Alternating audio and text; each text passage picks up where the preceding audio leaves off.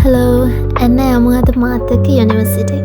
මෙයා ඉන්නව නේද? මෙයාගේ මේ චූටි මොන දැක්කම යුනිවර්සිටි නෙමෙයි වෙන මොන වැඩේද ඉපන් මට ගෙදරට වෙලා ඉන්න හිතෙනවා.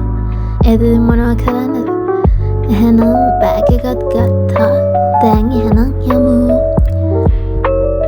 මම 5ට විතර තමයි ගෙදරින් ආවේ. ඒ බස් ස්ටෑන්ඩ් එකට ළඟ වෙද්දිම කඩුවල බස් එකක් යනවා දැක්කා. ඉතින් ඒක නිසා ඇවිල්ලා විනාඩි 5ක් විතර ඉන්න වුණා අනිත් බස් එක එනකන්. වෙලාවට ඒ තිබ්බ බස් එකේ ලෙග් ස්පේස් ගොඩක් තියෙනවා. මොකද මගේ ලොකු බෑග් එකත් එක්ක ඉඩ ඕන. නැත්තම් හරි අමාරුයි බස් එකේ යන්න.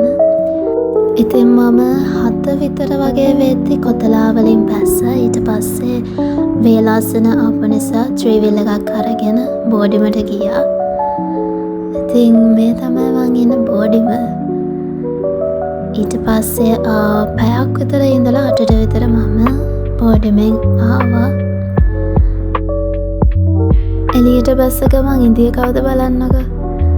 ඉතින් මම ආන්ටි එයාව අල්ලනකන් එතෙන්ට වෙලා ඉඳලා ඊට පස්සේ මම කැම්පස් එකට යන්න ආවා.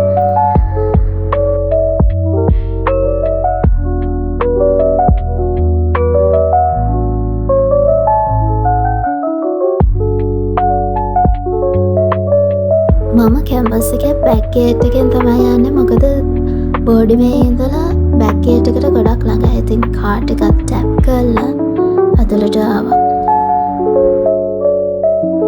අද ලෙක්චර්ස් තියන්නේ අපේ ෆැකල්ටි එකේ. ඒ කියන්නේ බිස්නස් ෆැකල්ටි එකේ. නැත්තම් ගොඩක් කලාවට ලෙක්චර්ස් තියන්නේ නිව් බිල්ඩින් එකේ. ඉතින් මේ තමයි බිස්නස් ෆැකල්ටි එක. වෙලාවට මං යන්තේ ලෙක්චර්ස් පටන් අරගෙන තිබ්බේ නැහැ. ඉතින් මේ තියෙන ලෙක්චර් එක මැදදි වගේ ගත්තු වීඩියෝ එකක්. අපි ඉවර වුණ ගමන් ගියා කන්න. මොකද ලෙක්චර් එක වෙලාව ගොඩක් බඩගින්න ඉඳී. ඉතින් කාලා ඉවර වෙලා අපි ගියා ආය ලෙක්චර් හෝල් එකට. මොකද අපිට එක මොඩියුල් එක වීඩියෝ එකකට ස්ක්‍රිප්ට් එකක් හදන්න තිබ්බා. ඉතින් ඒ වැඩේටත් හෙල්ප් එකක් දීලා මම ආවා ආය බෝඩිමට එන්න. මොකද ඇවිල්ලා ස්ටඩි කරන්න කියලා හිතුවා. අද කොන්වොකේෂන් දවසක්. ඉතින් අද කැම්පස් එක ටිකක් බිසි.